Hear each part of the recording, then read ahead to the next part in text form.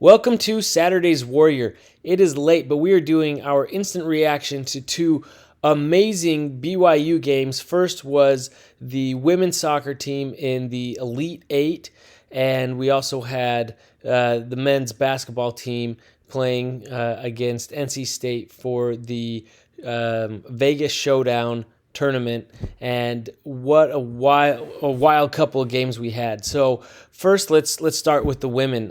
What an incredible comeback. We're doing family movie night, and I was just tracking the score on my phone, and saw that we were down 3-0, and finally got kids to bed, came back down to watch, and I looked on the BYU Athletics app and saw that it was now 3-1. I was like, well, if anyone can come back from this, BYU can. And I came and turned on the TV just in time to see the third goal. So my app was a little behind, and we'd actually already scored the second goal, and then just in time to see that third goal. And wow, the rest of the game was very suspenseful. I wish I would have been able to have watched more of it, but what a wild comeback. It felt like after that point, that third goal, I mean, BYU just controlled possession. They even had a graphic come up and show the number of shots. I think in the second half, it was like 17 to something really small. I want to say 5, maybe less. And really had some momentum. There was a late scare there with UNC getting the ball in the goal box and getting a couple looks at the goal, and had a corner. There's a great defensive block from one of the players, got her leg up high and stopped it, and it was just an incredible effort. You see that, and you just see the UNC team break down, and while you feel bad for the other team to lose like that, it's so exciting to watch.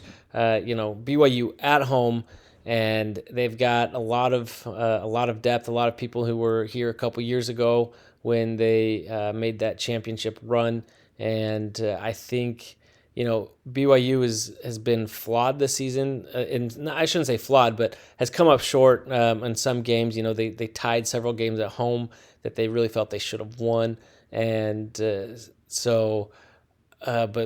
they've certainly put up lots and lots of goals and have title aspirations. So good luck to them. Very impressed, and we'll do better to not just catch the end of the second half next time and watch the full game as they go to play Stanford next. Anyway, so congrats to them. Very awesome. Moving on to the men's basketball game. That was a good one. But can we stop doing... We already have late tip-offs, and then the game is delayed, and they start later. I can't stand this. I'm up way too late. But I'm also way too excited after these two games. It was a fun game, back and forth. It just felt like BYU could never really close in all the way. We had some great plays. My favorite was of Jackson Robinson blocking the three-point attempt and taking it back for a slam. Love that. Love the defense, love the effort, love all of it. He really has shown, really, it looks like he's now taking that next step. We see a lot of flashes of it. We saw a lot of flashes of it last year, and I think this year, we see that he's really starting to put together. And I think if he ever really gets all the way, because it's like after that play, he does the flex, and then that basically negates the play that he made. And there was another kind of silly foul late in the game and stuff, but also I believe it was him that started pushing the ball when they should have pulled out, and really just started running some clock off. And so there's maybe a few mental errors there from him, but he's got the athleticism, he's got some skill, so really love seeing that. Obviously, some of the other vets coming up big for the team. There was a stretch there where it looked like nobody could miss on either team, really, in terms of threes. It was just one after another, and you'd think, oh, man, BYU's just hitting at a high clip. We're going to be able to come back, and then NC State would do just enough, and they'd also, they'd answer with a three and do just enough to stave off BYU.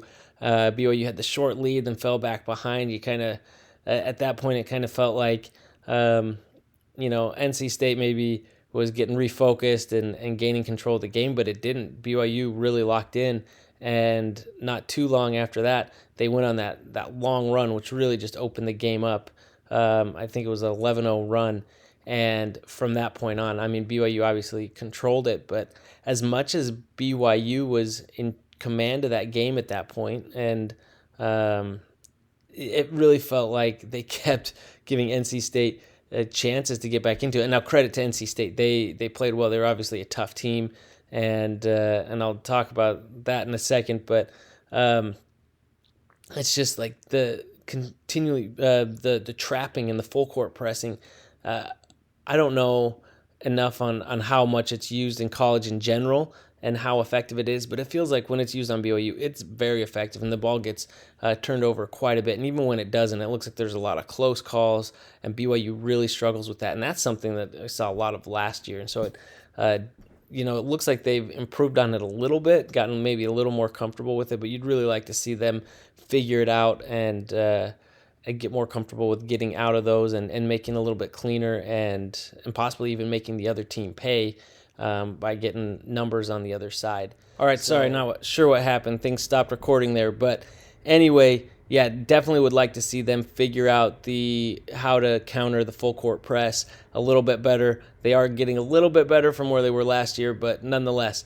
Anyway, the chippiness, things were definitely getting a little out of hand, and I know the refs wanted to get things under control after the scrimmage that happened with BYU last night, and then apparently NC State and Vandy were also getting into it. There was a lot of chippiness throughout this game. I did think that foul at the end was of the player of NC State that got ejected. That first technical I thought was a little ticky-tack. Not sure what the second one was. It was unfortunate to see their head coach kind of lose his composure. He was obviously upset and getting thrown out, but his team still had a chance. They were still playing. They were still able to get some turnovers and score. I think the lead was big enough. It was going to be tough to come back from, but they were doing their best. They made BYU sweat a little bit, I think, there at the end. Anyway, a couple other things. It was great to see Khalifa in the game. Unfortunately, it came because Fous was injured and he went out. I'm not sure what happened there. Hopefully it's not season ending, because I think that will certainly be a detriment to BYU, and I think it'll definitely put a damper on the season. Khalifa held up pretty well tonight. He missed all of his threes, which I don't know how much they're going to need from him, but that was one of the things. He was touted as a big that could stretch the floor, but he was serviceable. But yeah, just not a lot of depth there with size. And Noah Waterman looks, I think he's looked pretty good so far this season in the action that I've caught, but he's more of a finesse, not a true big body out there, and so you're kind of thin in that regard. So hopefully Fous comes back. You gotta love what he brings to the team and that toughness. And if BYU's gonna get through a Big 12 schedule, they're certainly gonna need more depth and size there. Anyway, I'll wrap up now because it's late and I ramble even more than usual. So anyway, if I didn't say this at the top, but please like the video, subscribe to the channel. It really does help us a lot. Thank you so much for watching, and as always, go Cougs!